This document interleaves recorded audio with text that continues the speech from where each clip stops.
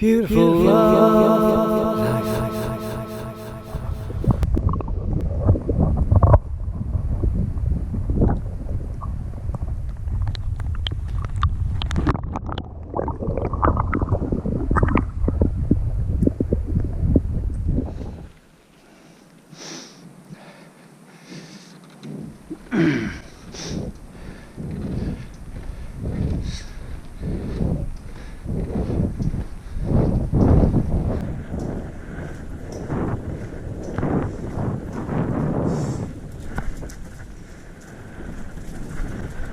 So we're now on the road, heading towards Dartmoor, and just at the top of this hill is the grid into Dartmoor, the National Park.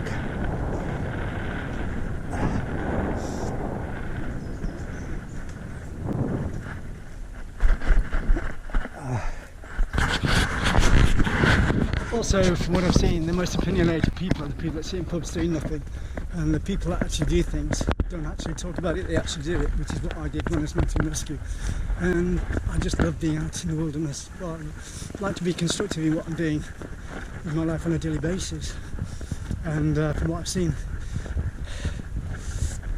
there's a very narrow line between how success in the UK and criminal activity, and the ones that push the boundaries and breaking the rules seem to get on and be successful.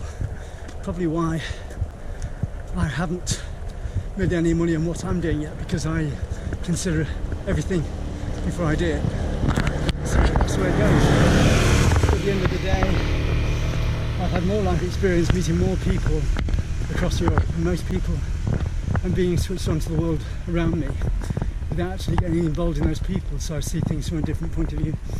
I know it's my perspective, but everybody in the world have got their own dimensions on things, because everybody's version of reality is different to everybody else's, because every brain is organic, and everybody's version of reality is different to everybody else's. It's about genetics and social conditioning and what's going on around them. But it's great.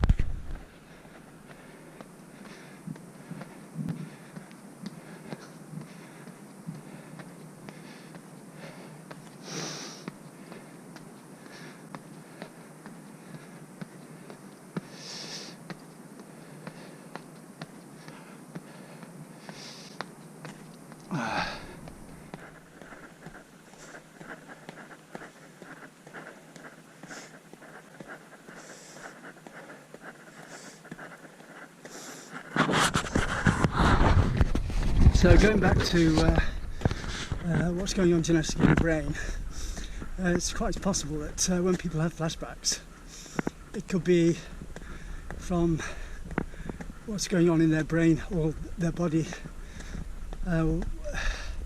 through generations of their ancestry, because it probably has some sort of influence at some level on brain matter. Maybe, maybe not. Just a theory. But life in science is based on theories anyway. You've got to turn those. In fact, everything is a human language. Looking at the universe and the science of things, it's a human interpretation of everything that's going on around us. So it could be real, it could not be real, might not be real. Mind-boggling, really.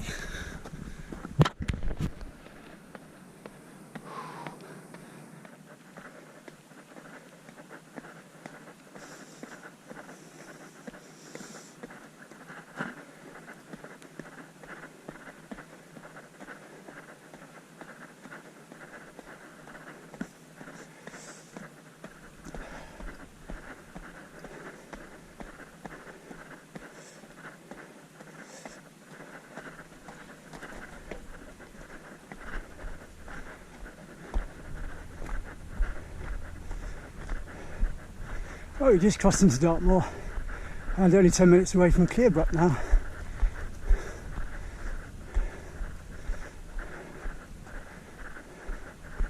So a nice easy day out from Plymouth.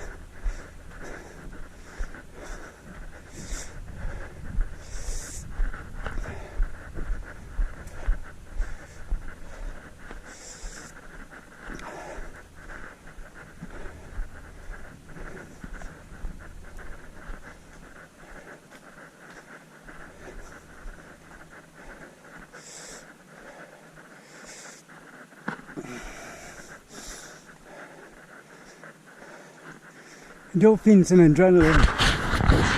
Like a natural drug that I'm constantly high on. And if I'm not at about all the time, I go into a low. So I'm either very high or very low, which is almost to the extreme. But then they give that label as well. But who cares about stupid labels? Everybody's given a label these days. Nowhere I'd rather be though. Anywhere my senses on a daily basis and enjoying that. It's all there.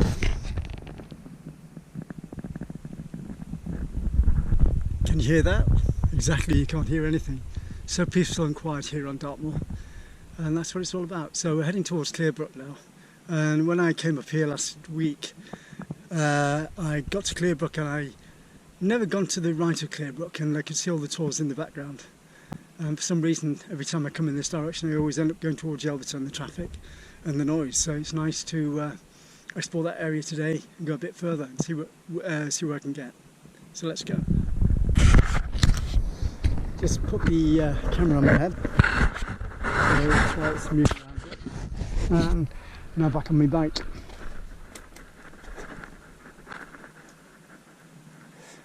That's Clearbrook in the background.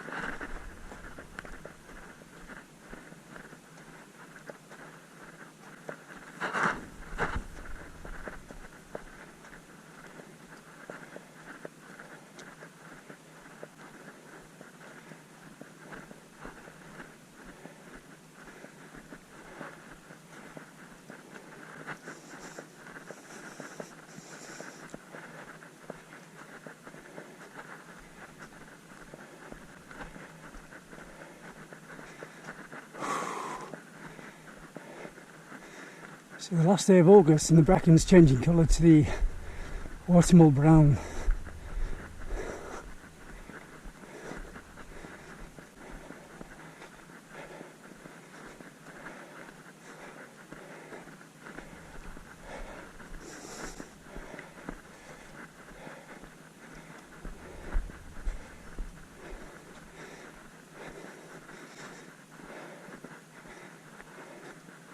One of the tors in the background over there.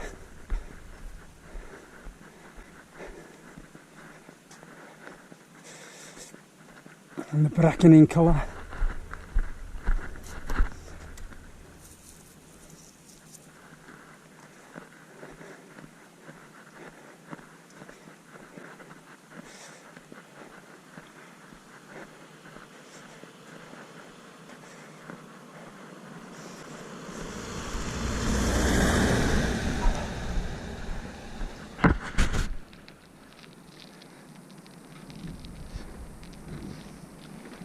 Before we drop down to Clearbrook, I'll show you the Leat.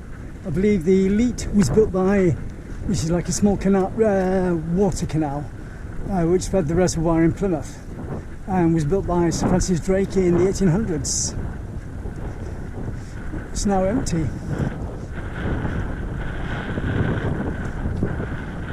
So basically it used to take water from Dartmoor down into Plymouth.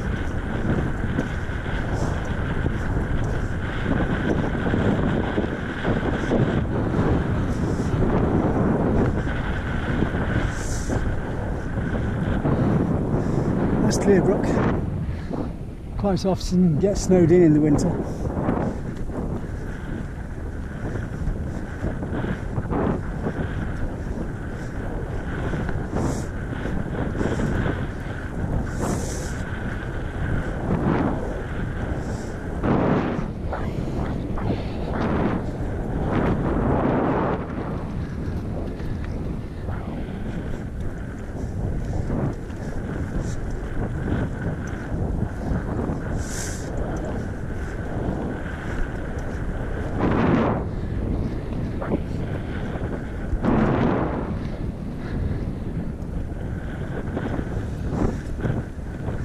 And the first of the Dartmoor ponies for today.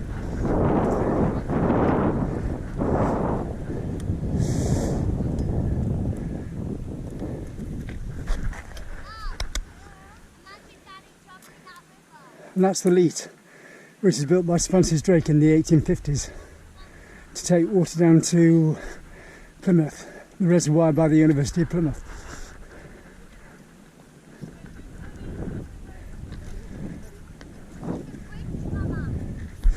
And there's water in it today because we've had quite a lot of rain in the last few days.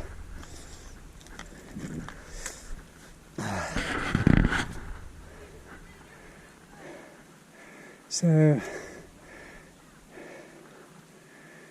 drop down to Clearbrook now and have a look at some of these ridges over the back.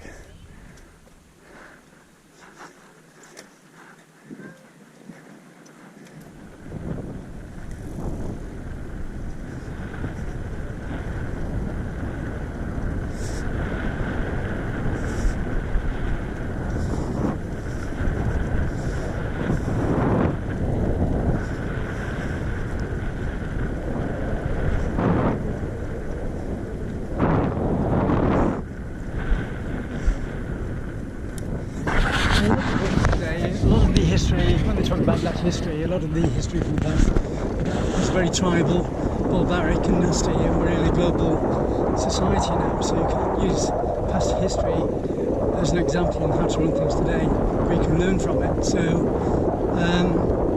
you know, all our boundaries were created by damaging other people's lives in other countries, so we've got to work together now to repair that and learn from it and progress forward. So we're now in Clearbrook.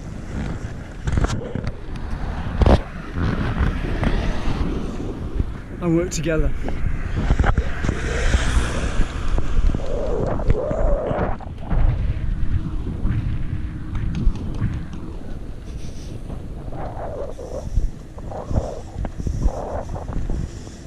And even in the 1950s, the British were very racist and sexist when they were trying to take over other people's countries and run the Commonwealth. They still have that attitude to other people, dark people from the Commonwealth. Which is disgraceful.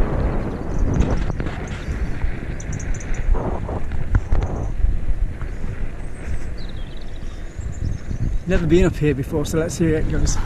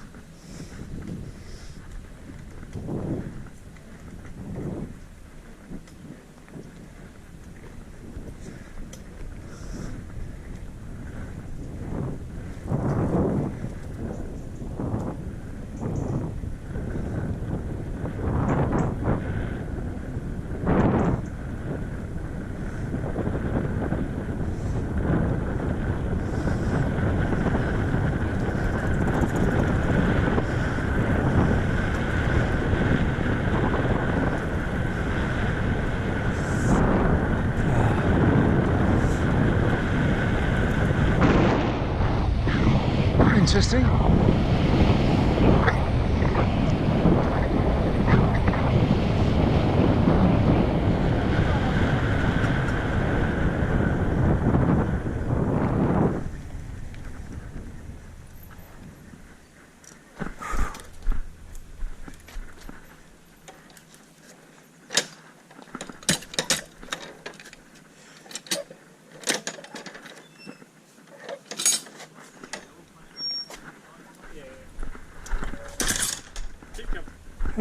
Cheers. Thank you.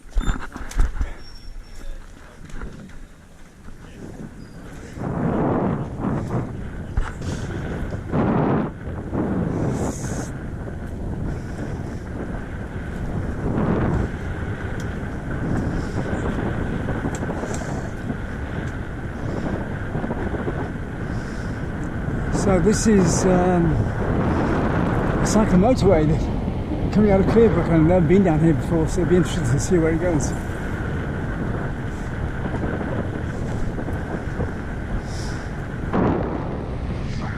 Once there was a battle there, 20,000 people there. All the people gathered there to see the rumble in the jungle there. Inside here was a guy called Eli John. The single star.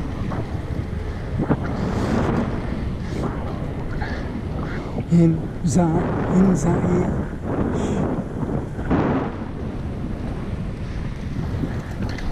Who was the victim of the night? Elijah Muhammad Ali was in Zaire.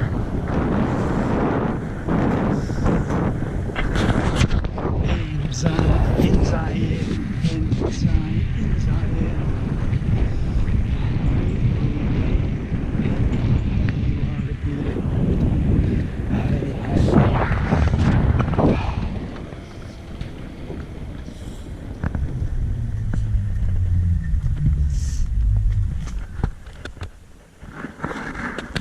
I haven't got a clue where I'm heading at the moment.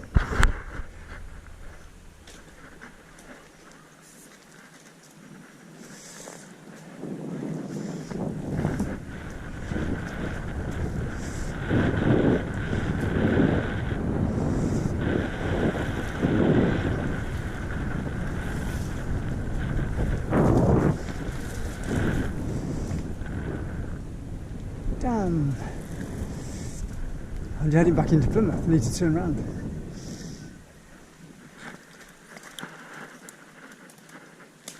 So this goes all the way to Clearbrook now. That's not this track isn't that old.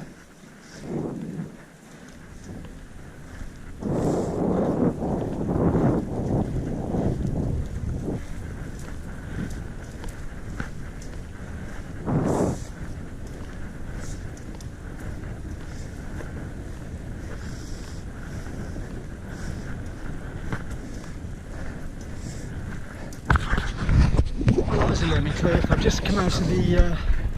I've just done a circle from Clearbrook back down to the disused line. It goes back down to Plymouth, so I'm going to go back up to Clearbrook, then swing right, and then head towards the Tors, hopefully.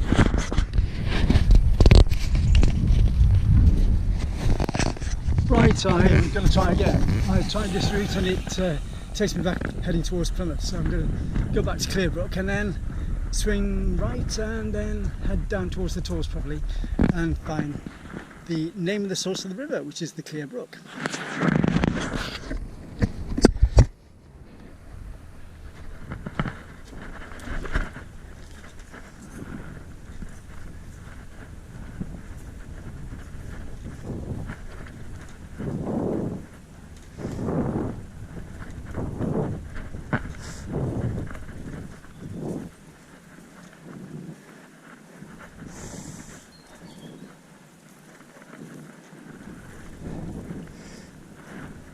It's embarrassing, everybody's got a better bike than me, so I'm going a lot faster.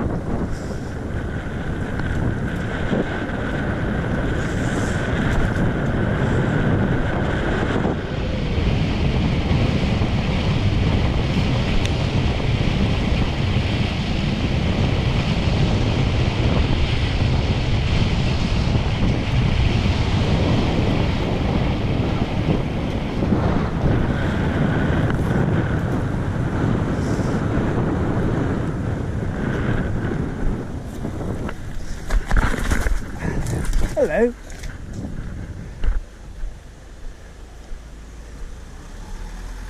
You're gorgeous, aren't you?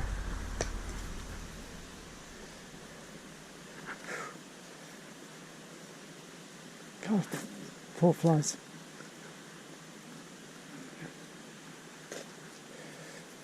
Poor horse. You're supposed to get used to the flies, don't you?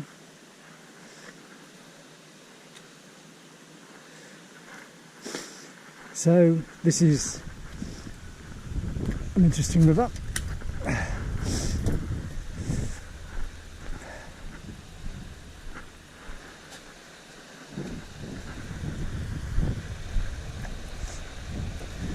there's the Clearbrook.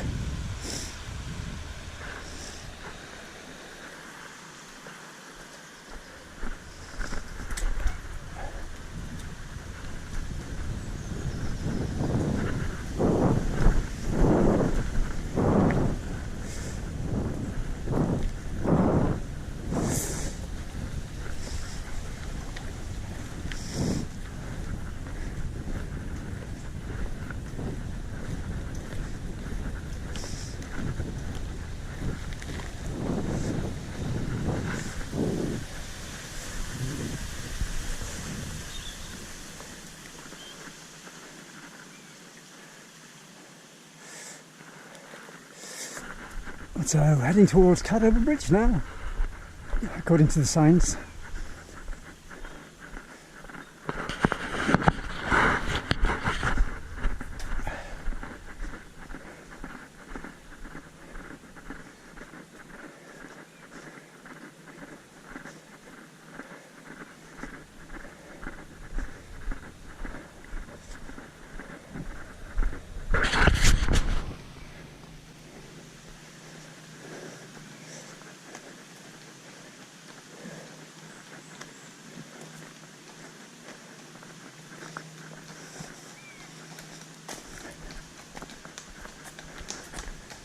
You're right there.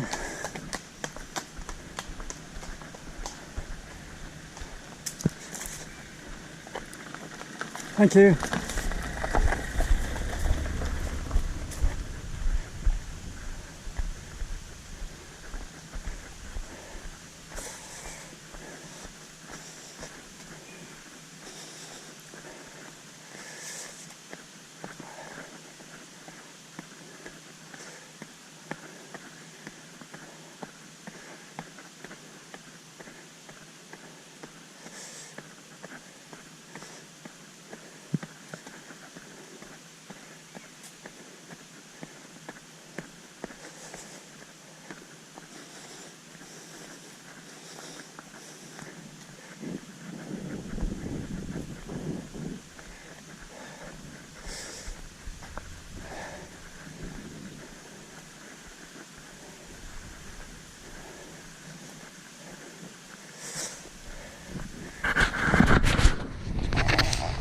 So it's been said that getting out of the country fights off dementia, which makes a lot of sense really, because if you're stuck indoors with nothing to think about, the motor neuron signals to the brain start breaking down and all the connections start breaking down, a bit like drinking lots of alcohol, because you can get alcohol-based dementia as well. And then people want sympathy then when their body systems start breaking down, the bone structures, the muscles and the brain. And to keep fit and healthy you need to be out and about all the time, and preferably not too much with other people. You need a lot of your own space as well, so that you can focus your brain and get back to being independent.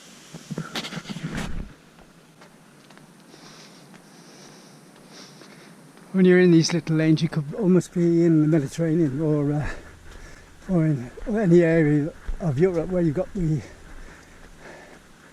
wood collected for the fire, because they still have wood burning in these sort of houses. And ironically, trees help to fight off the greenhouse effect by soaking in the carbon monoxide or the chemicals that cause greenhousing So by growing trees to burn, absorbs the bad gases that cause damage. And if you use paper instead of plastics, then that would do the same thing.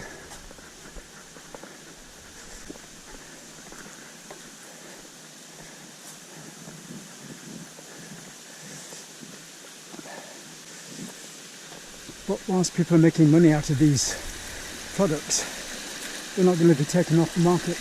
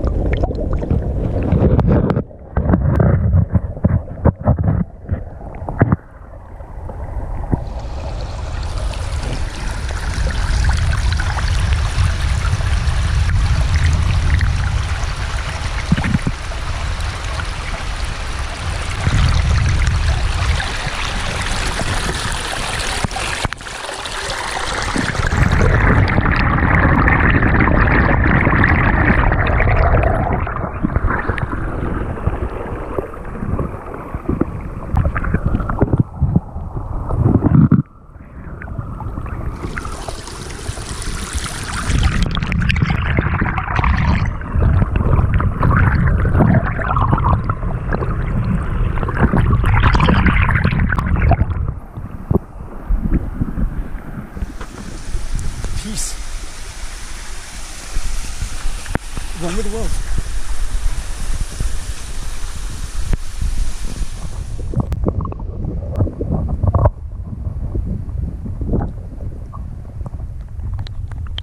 It's time.